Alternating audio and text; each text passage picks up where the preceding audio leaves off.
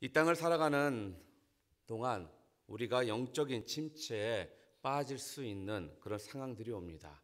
그러나 영적인 침체에 빠지게 되는 가장 큰 이유가 여러분들은 무엇이라 생각들 하십니까?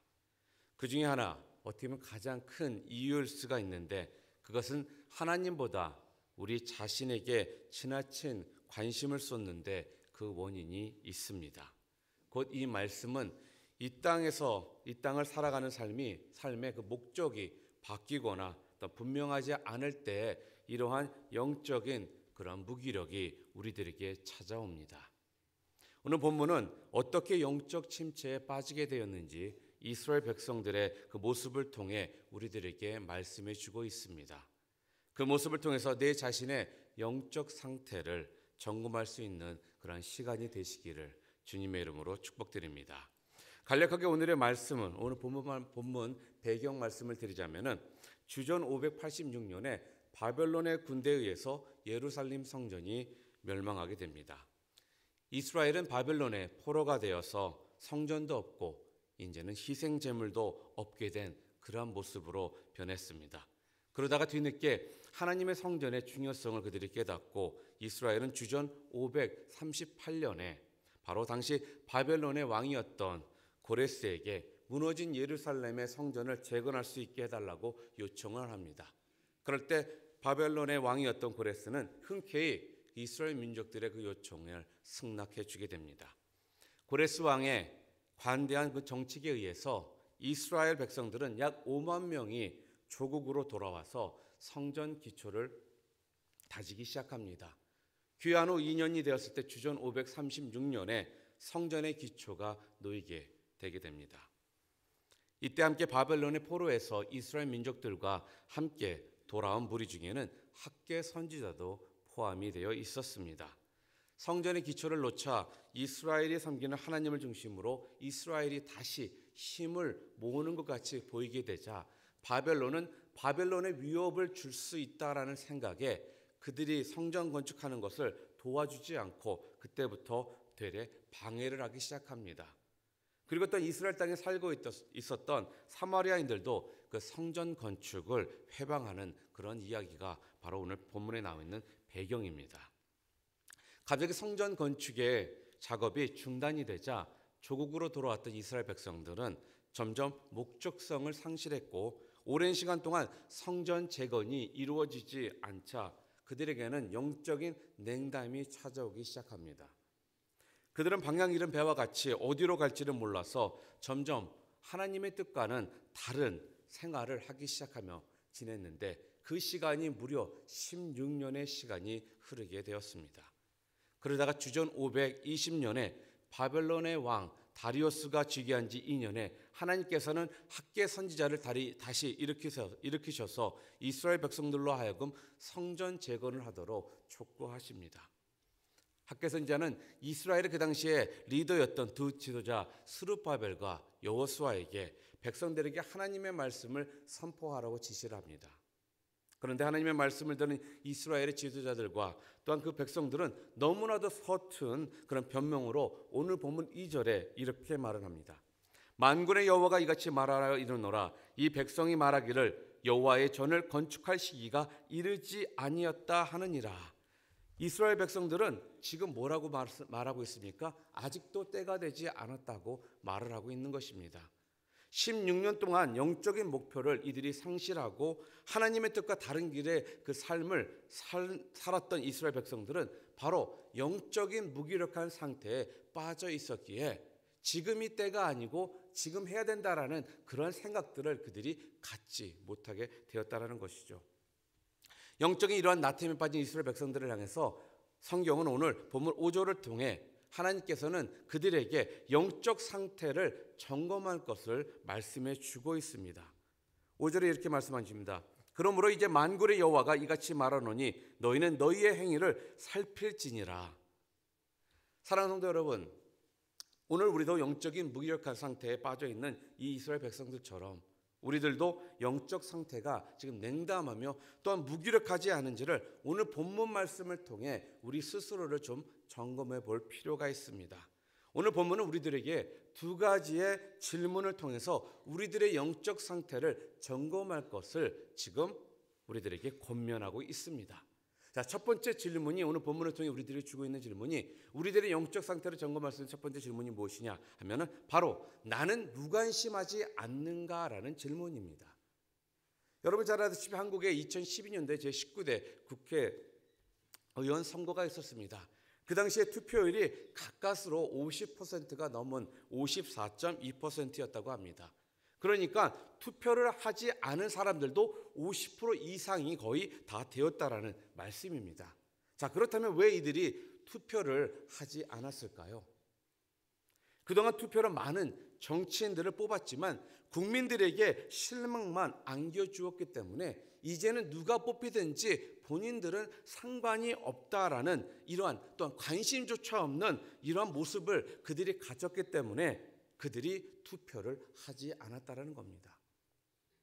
깨끗한 강물에요, 국회의원과 일반 백성이 빠지면 일단 국회의원을 가장 먼저 구출해 낸다고 합니다.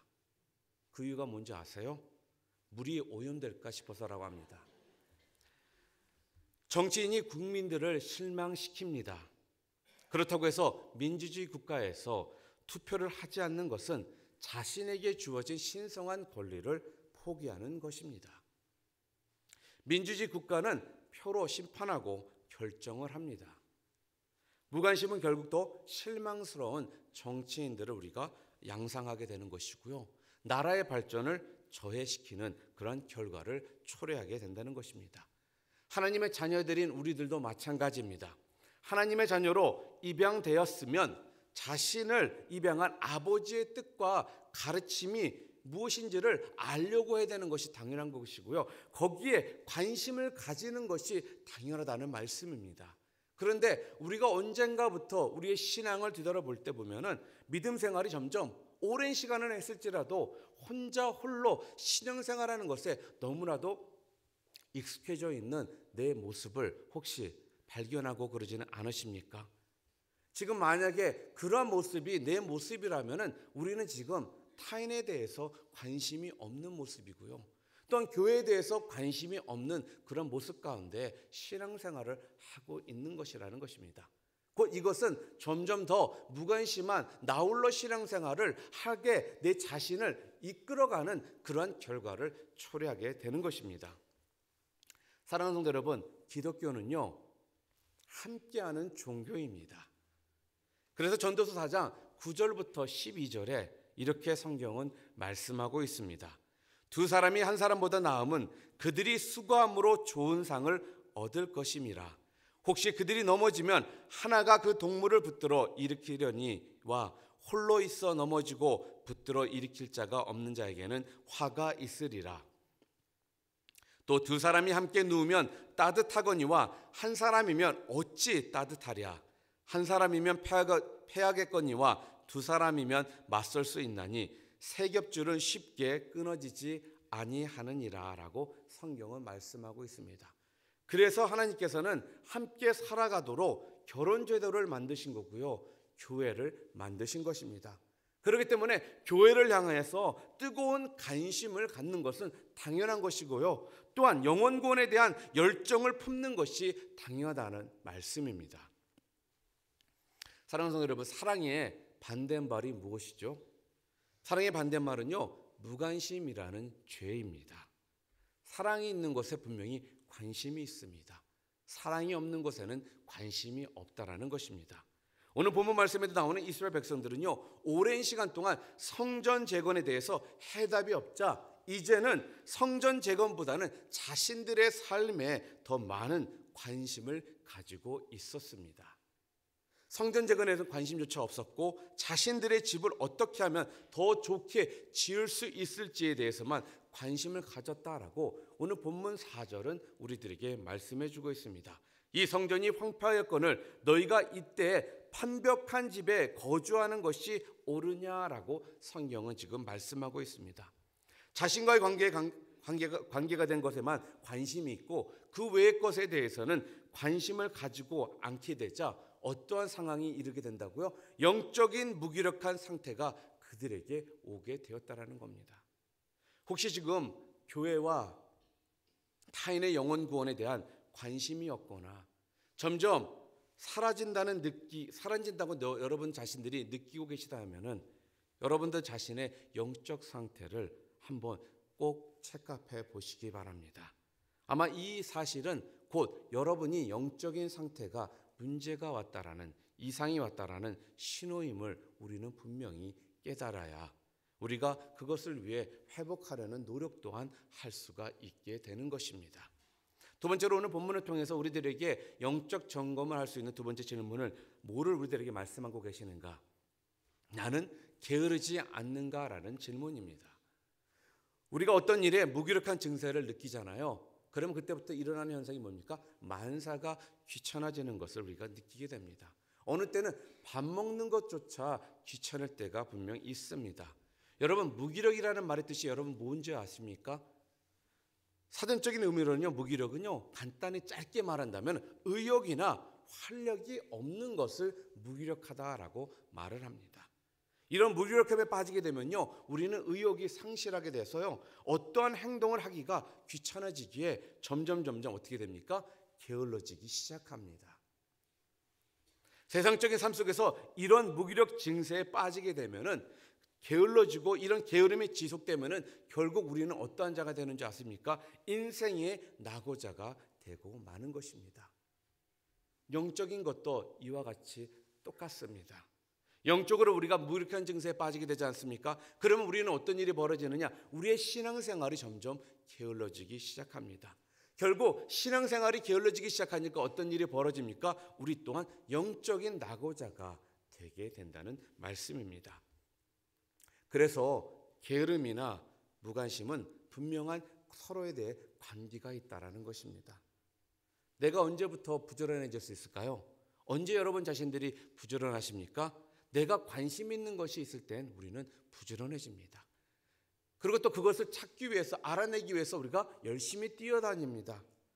그러나 무관심한 것에 대해서는 우리는 어떻습니까? 노력을 하지 않습니다. 또한 무관심하니까 부지런히 우리가 찾아갈 필요 또한 못 느낀다는 것입니다. 또한 무관심하니까 어떻습니까? 신경을 전혀 쓰지 않습니다. 그래서 주일 성수의 무관심함은요, 게을러질 수밖에 없는 것이고요. 또한 예배 참석에 무관심하게 되면은 그때부터 여러분 자신들이 게을러질 수밖에 없고요. 또한 전도하는 일과 기도하는 일에 여러분들이 관심을 가지지 않게 되지 않았습니까? 그러면 더욱더 우리들은 게을러질 수밖에 없다라는 것입니다. 혹시 지금 내 모습이 이렇다면은 나의 영적 상태가 지금 심각하다는 상태임을 여러분들이 분명히 깨달으시기 바랍니다. 그래서 성경은요, 하나님의 성도들이 조심해야 할 행동의 중에서 게으름을 강조하는 그런 말씀을 성경을 통해 우리들에게 주고 계십니다. 여러분들이 잘 알고 계시는 잠언 6장 6절부터 11절에 보게 되면은 성경은 분명히 이렇게 말씀하고 있습니다. 게으른 자여, 개미에게 가서 그가 하는 것을 보고 지혜를 얻으라. 개미는 두령도 없고 감독자도 없고 통치자도 없으되 먹을 것을 여름 동안에 예비하여 추수 때에 양식을 모으느니라. 게으른 자여, 내가 어느 때까지 누워 있겠느냐? 내가 어느 때에 잠이 깨어 일어나겠느냐? 좀 더 자자, 좀 더 졸자. 손을 모으고 좀 더 누워 있자 하면 내 빈궁이 강도같이 오며 내 곰핍이 군사같이 이르리라. 또한 게으른 사람들에게는 이러한 모습들이 있습니다. 무엇일까요? 부정적인 모습이 많다라는 것입니다. 나는 안 돼라는 이런 부정적인 말을 너무나도 쉽게 내뱉습니다. 그렇기 때문에 긍정적인 상황을 만들려고 하는 그런 노력조차 하지 않고요, 노력을 좀 했다면 쉽게 또한 포기까지 해버리는 그런 모습들이 그들에게 있습니다. 또한 저 사람과는 안 맞는다라는 이런 부정적인 생각을 가지면요, 그 사람과 친해보려고 하는 노력조차 하지 않는다는 것입니다. 그리고 또한 내가 처한 환경은 맨날 왜 이래라면서 부정적인 생각이 있다면 어딜 가더라도 부정적인 요소만을 찾을 뿐 노력을 통해 그 상황 가운데 내가 들어가고자 하는, 그 환경 가운데 내가 함께하고자 하는 이러한 생각들을 하지 않기 때문에 어떻습니까? 점점 게으른 자가 되고 마는 것입니다. 육체적 즐거움을 위해서는, 내가 좋아하는 것을 위해서는 부지런함을 떨면서도 하나님의 영광을 위해서, 영적인 기쁨을 위해서는 자꾸만 게을러지고 있지 않은지 우리 스스로의 모습을 점검해 볼 필요가 있습니다.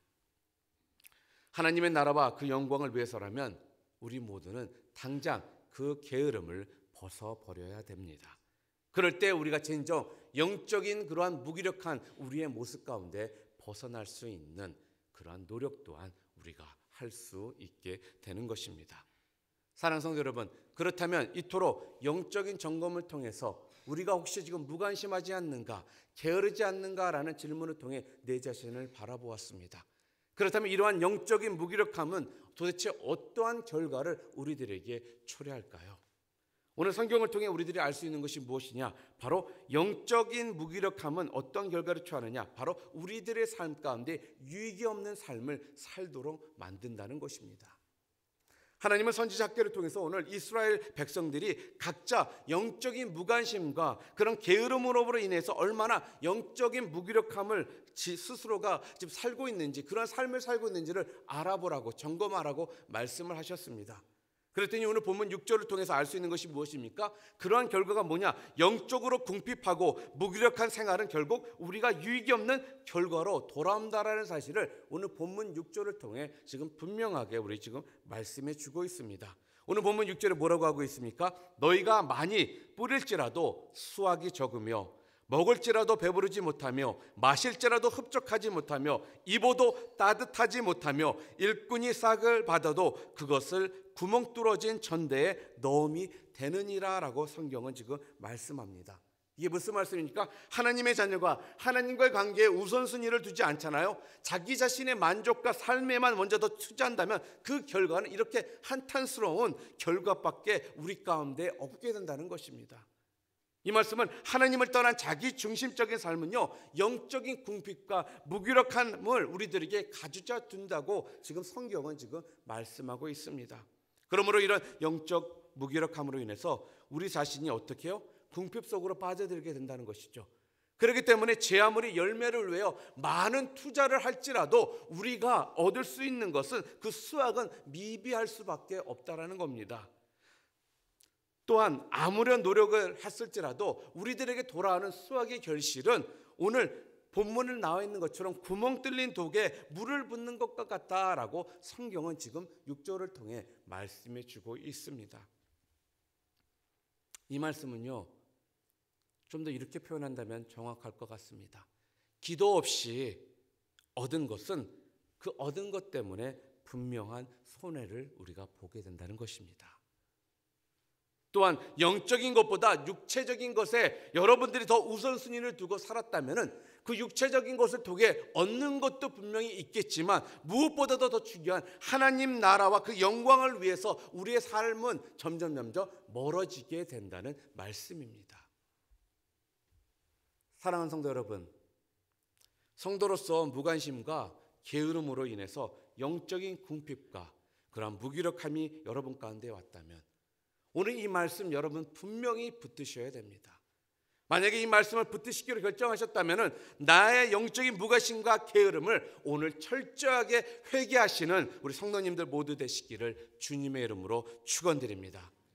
그래서 더 이상은 무관심과 게으름을 통해 독에 물을 부어 그 흘러가는 삶이 사는 것이 아니라 여러분의 삶이 영적으로 기쁨이 넘쳐나고 영적으로 열매가 충성히 열리는 그런 삶으로 여러분의 삶이 바뀌시기를 주님의 이름으로 축원드립니다. 자, 그러기 위해서 우리가 해야 되는 것이 무엇일까요? 우리가 이 땅에서 해야 되는 것이 무엇입니까? 바로 무엇이냐 하면은 나에게 주어진 내 삶의 목적이 무엇인지를 분명히 우리가 알아야 하는 것입니다. 그것은 곧 하나님의 영광을 위해 사는 삶이라고 오늘 성경을 통해 우리들이 알 수 있었습니다. 무슨 말씀입니까? 주님이 기뻐하시는 일, 주님이 원하시는 것을 하며 살 때 우리가 진정 영적인 무기력함에서 우리가 벗어날 수 있다라는 말씀입니다. 리더스 다이제스트에 이런 기사가 한편 있었습니다. 아서 고든이라는 작가의 이야기인데 그 사람은 그리스도인이었습니다. 이 사람이 어느 날 갑자기 우울증에 빠졌습니다. 그러자 점점 무기력증에 빠진 그는 더 이상 글을 쓰지 못하는 그러한 지경에 이르게 되었습니다. 작가가 글을 쓸 수 없다라는 것은 사망 선고나 다를 바가 없었습니다. 그래서 그는 자살도 할까 생각해 보았습니다. 그러다가 의사이면서도 어떤 상담가였던 자기 친구를 찾아갑니다. 그러고서 그 친구에게 자신의 사정을 다 털어놓습니다. 나는 더 이상 살고 싶지 않네. 한참 그 이야기를 듣던 친구가 그에게 물었습니다. 자네가 어렸을 때 제일 하고 싶어 했고 좋아했던 일이 어떤 것이 있었나? 내가 어렸을 때 좋아했던 것은 해변에서 바다 소리를 듣는 일이었지. 또 친구가 묻습니다. 자, 그러면 내 친구를 한번 따라보지 않겠나? 어린아이와 같은 일이었지만 별다른 대안도 없고 또한 희망도 없고 해서 친구의 충고를 듣기로 마음먹은 고든은 친구가 준 처방전 4개를 가지고 어린 시절 자주 놀러 갔던 해변으로 갔습니다. 그리고 아침 9시에 첫 번째 처방전을 펴보았습니다. 거기에는 이렇게 쓰여져 있었습니다. 자네가 좋아하는 파도 소리, 갈매기 소리를 잘 들어보게. 우스꽝스럽지만 바닷가에 앉아서 어린 시절에 듣던 파도 소리, 어떤 갈매기 소리, 자연의 소리를 귀 기울여 들었습니다. 그리고 12시에 두 번째 처방전을 펴보았습니다. 거기에는 또 이렇게 쓰여 있었습니다. 이제 자네가 어렸을 때부터 지금까지 살면서 참 행복했다고 기억되는 순간들을 다시 한번 생각해 보게. 그는 바닷가에 앉아서 행복했던 추억들을 하나씩 떠올렸습니다.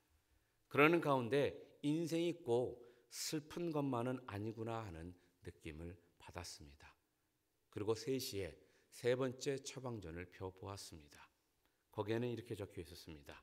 자네 인생의 동기와 의미를 검토해 보게. 그는 나는 무엇 때문에 글을 쓰는가 라는 생각을 하게 되었습니다. 그는 명예를 위해서, 이름을 내기 위해서, 사람들에게 박수갈채를 받기 위해서 글을 쓰고 인생을 살아왔다는 생각에 본인의 결론이 도달하게 됩니다. 갑자기 마음속에서는 나는 그리스도인이면서도 하나님의 영광을 위해 살지 않고 헛되고 헛된 내 이름을 위해 발버둥 쳤구나. 내 인생의 동기가 한참 잘못되었구나 하는 깨달음의 소리를 들을 수가 있었습니다. 자신의 추악한 모습이 발견되자 그는 하염없이 그의 눈에서는 눈물이 쏟아지기 시작했습니다. 그리고 저녁 6시에 마지막 네 번째 처방전을 펼쳤습니다. 거기에는 이렇게 쓰여 있었습니다. 이제 자네의 죄를 하나님께 자백할 시간이네. 자네가 자백해야 할 죄들을 모래사장에 써보게. 이 고든 작가는 눈물을 흘리며 하나님, 저는 하나님의 영광을 위해서가 아니라 제 이기심과 욕망과 출세를 위해서 살아왔습니다. 하나님을 제대로 섬기지 못했고 내 이웃을 진정으로 사랑하지도 못했습니다. 라는 글을 모래사장에 그가 써 내려갔습니다. 글을 다 쓰고 났는데 밀물이 들어와 그가 자백한 죄들을 다 지워버렸습니다. 그 모습을 본 아서 골든은 일어나 하나님을 찬양하며 집으로 돌아왔습니다. 이때가 그의 인생에서 전환점이 된 새로운 삶의 시작이었다라고 그는 고백을 했습니다. 예수께서 십자가에 돌아가심으로 우리의 죄를 용서해 주셨고 우리가 때때로 좌절과 실망에 빠질 때에 부활의 능력으로 새 힘을 공급해 주셨습니다. 우리의 삶은 비관이 아닌 그래서 희망으로 가득 차 있는 것입니다. 사랑하는 성도 여러분, 지금 혹시라도 영적인 무기력 가운데 혹시 인생을 살고 계시지는 않으십니까? 그렇다면 주님이 이 땅에 오신 목적을 피상적으로만 여러분들이 받아들이지 마시고, 주님은 우리의 죄 때문에 이 땅에 오셨고 그 죄를 통해서 돌아가심으로 우리의 죄가 용서받았다는 이 사실, 그리고 또 그 부활의 능력을 통해서 우리가 새 힘을 지금 공급받고 있다는 이 사실을 분명 믿으시기 바랍니다. 그래서 우리는 이 땅을 사는 동안 두려움이 없는 것이고, 그 두려움이 없기 때문에 하나님의 영광을 우리가 살 수 있게 되는 것입니다. 사랑하는 성도 여러분, 그럴 때 우리가 진정 영적인 무기력함 가운데 우리의 삶이 벗어날 수 있고, 그 삶을 벗어남을 통해 진정 하나님께서 이 땅에 우리를 태어나게 하시고 이 땅에서 살게 된 우리의 그 목적을 우리가 하나 둘씩 이루어 나가는 삶을 살 수 있게 되는 것입니다. 더 이상은 좌절과 힘없고 무엇을 할지 몰라서 그러한 쓰러져 있는 삶이 아니라 분명한 부활의 그 능력의 힘을 입어 우리 가운데는 분명히 새 힘이 있다라는 사실, 이 힘을 여러분들이 붙들고 나가실 때 여러분 모두가 영적인 그 무기력을 이겨나가실 수 있을 것이고, 그것을 통해서 이겨나심을 통해 더욱더 영적인 풍성함과 또한 여러분의 삶 가운데는 은혜만이 넘쳐나는 삶을 여러분들이 누리시게 될 거라는 사실입니다. 사랑하는 성도 여러분, 영적인 무기력함에 빠져 계십니까? 그렇다면 오늘 이 말씀처럼 영적인 무기력함 가운데서 벗어나시는 여러분 모두가 되시기를 주님의 이름으로 축원드립니다.